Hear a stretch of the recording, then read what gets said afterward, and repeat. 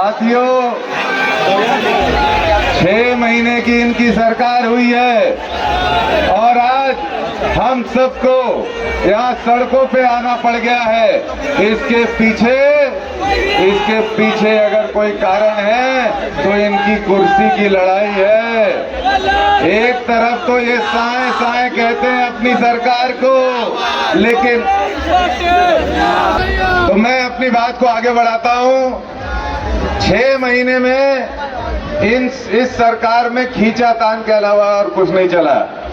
ये कहते हैं साए साए इनकी सरकार है।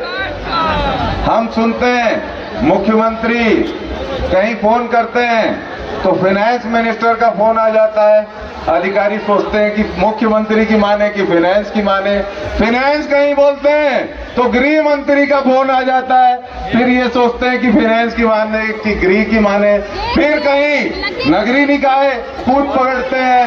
फिर बचा कुचा इनके अंदर का विभाजन। एक इनकी भारतीय जनता पार्टी ने, एक इनके जो पुराने नेता हैं उनका एक अलग गुट चल रहा है।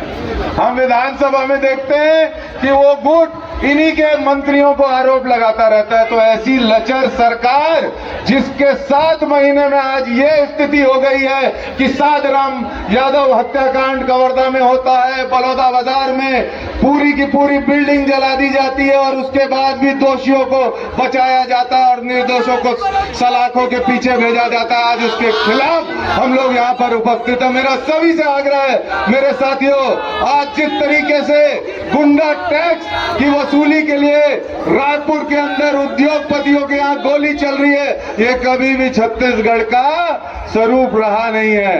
ये शांति प्रिय प्रदेश है,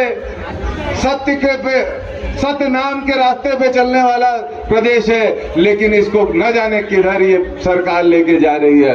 मैं आप सभी से ये आग्रह करता हूँ, जितने लोग मेरी आज इस आवाज को सुन रहे हैं, हमारे आदरणीय प्रदेश कांग्रेस के अध्यक्ष दीपक बैज जी के नेतृत्व में आज हम लोगों को इस सरकार को बताना है कि कांग्रेस के सिपाहियों को ये पुलिस नहीं रोक सकती।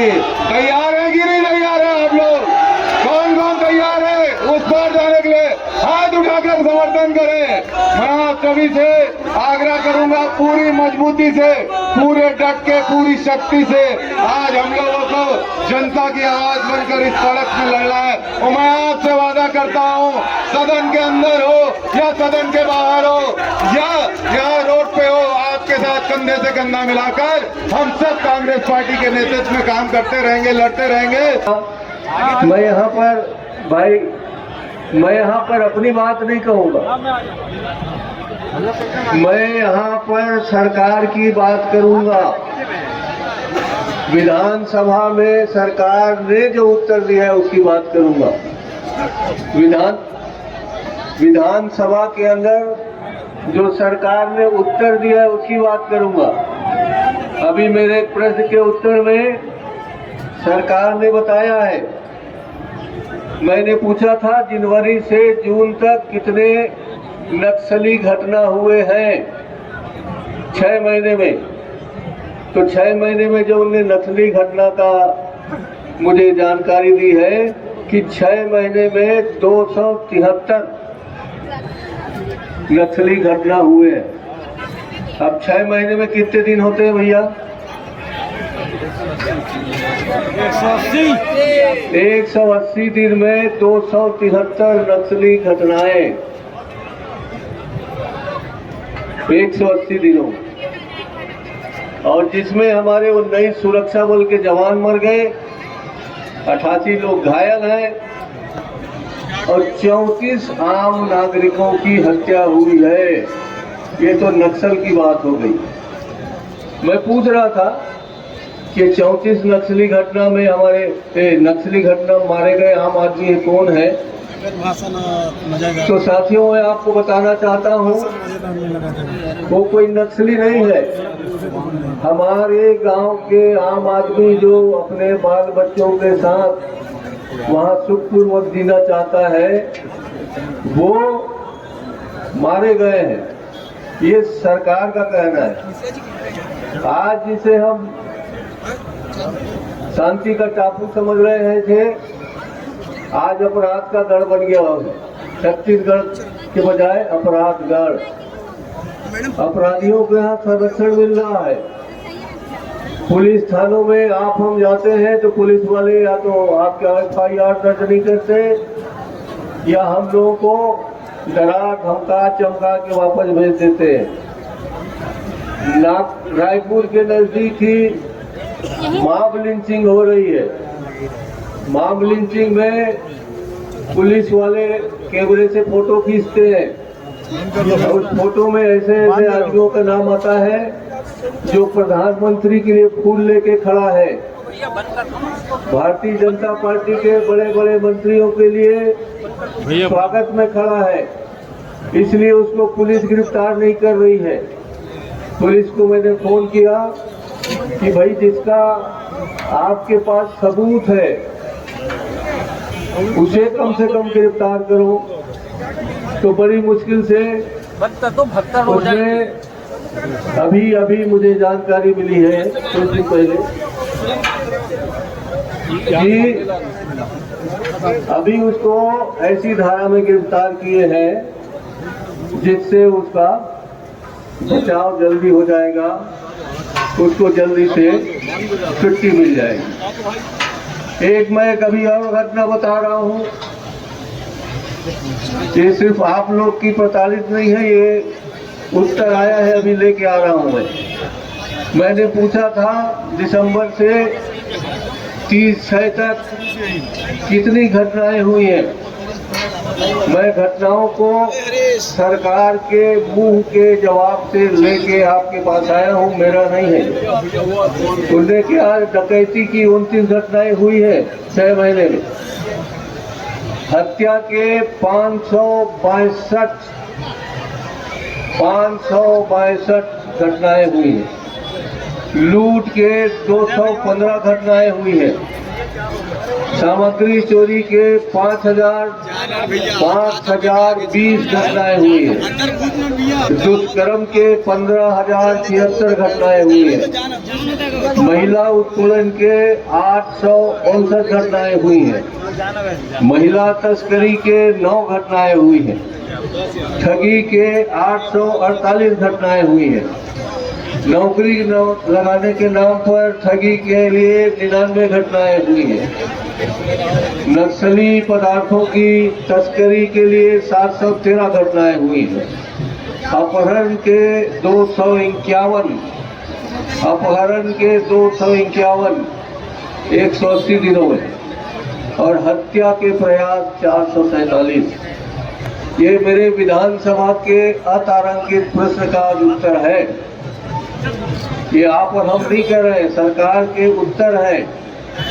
इस तरह से कुल 12,458 घटनाएं इन 6 महीनों में हुई है। 12,458। आज आप विधानसभा के घेराव में यहाँ पर अपनी उपस्थिति दी है।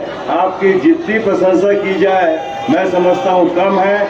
आपकी यह ताकत ही आज से 4 साल के बाद भारतीय जनता पार्टी को सत्ता से बेदखल करेगी। आज 8 माह हो गए इस प्रदेश में भारतीय जनता पार्टी की सरकार को बने, कूद के पांव पालने में ही दिखलाई देने लगते हैं। इस सरकार की कार्यप्रणाली इस तरह की रही है जिसको देखकर कोई भी कह सकता है कि 8 महीने में यह सरकार विकास के हर मोर्चे पर विफल रही है। प्रदेश की जो कानून व्यवस्था बिगड़ी है वो किसी से छिपी हुई नहीं है। हत्या, लूटपाट, डकैती यह 8 महीने में आम बात हो गई है, जो 5 साल में कहीं हमको दिखलाई नहीं दे रही थी। बलौदाबाजार बाजार की घटना ने तो पूरे देश को हिलाकर रख दिया है। पहली बार हिंदुस्तान के इतिहास में किसी ने सुना कि कलेक्ट्रेट में और एसपी कार्यालय में आग लगी है। भारतीय जनता पार्टी की बिगड़ती कानून व्यवस्था का ही परिणाम है। और आज आप देख लीजिए केंद्र सरकार का जो बजट पास हुआ है उसमें फिर युवाओं को छलने का प्रयास किया गया है और किसानों को छलने का प्रयास किया जा रहा है, महिलाओं को छलने का प्रयास किया जा रहा है। ये सरकार की केंद्र की भी कारगुजारियां हैं, प्रदेश की भी कारगुजारियां हैं। उससे और जिस तरीके से आज आप देख रहे हैं किसान हताश हो रहे हैं, खाद बीज मिल नहीं रहे हैं और उसके कारण खेती करने में जो परेशानियां हो रही है। अभी हमारे सुबोध हरिद्वार जी जिस बात को कह रहे थे, संत राम नेताओं जी ने कहा कि लगातार 3 दिन से बारिश हो रही है, चारों तरफ से पुलिस घेरेबंदी करके रखी है कि कार्यकर्ता नहीं पहुंचे। अभी मैं और ताम्रध्वज साहू जी जो हमारे पूर्व गृह मंत्री हैं, हम लोग दुर्ग से आ रहे थे, लगभग 30 से 40 गाड़ियों के काफिले में थे, हर जगह पुलिस हमको रोक रही थी। ये देखिए कि इस धरने को सफल नहीं होने देने का प्रयास भारतीय जनता पार्टी कर रही है। छाया वर्मा जी ने भी इसी बात को कहा कि कैसा डर भारतीय जनता पार्टी के दिल में समा गया है, लेकिन हम लोग डरने वाले नहीं हैं। हमारे जो कार्यकर्ता यहाँ पर खड़े हुए कांग्रेस पार्टी के बहुत मजबूत है, कांग्रेस के सिपाही हैं और राहुल गांधी जी जिस तरीके से आज लोकसभा में केंद्र की मोदी सरकार को घेर रहे हैं, उससे तो हमारे मन में और एक नई शक्ति का संचार हुआ है। हम पूरी ताकत के साथ छत्तीसगढ़ की विष्णुदेव साय सरकार को घेरेंगे। दीपक बैज जी के नेतृत्व में हमारे प्रदेश के जितने भी कांग्रेस के वरिष्ठ नेता हैं, हमारे विधायक, हमारे मंत्री, हमारे पूर्व मंत्री, हमारे पूर्व विधायक, जिला कांग्रेस कमेटी के अध्यक्ष, एक एक पदाधिकारी इतना महत्वपूर्ण है, एक एक कार्यकर्ता इतना महत्वपूर्ण है जो भारतीय जनता पार्टी के 8 महीने के कार्यकाल को पूरी ताकत के साथ जवाब दे सकता है। हरिद्वार जी कह रहे थे कि बैरिकेड तोड़ने सबसे पहले हम जाएंगे, हम आपके साथ रहेंगे, दीपक बैज जी के साथ है, हम सब जाएंगे और भारतीय जनता पार्टी को ये बता देंगे कि आपने छल पूर्वक जीत हासिल की और आपने जन भावनाओं का कहीं सम्मान नहीं किया।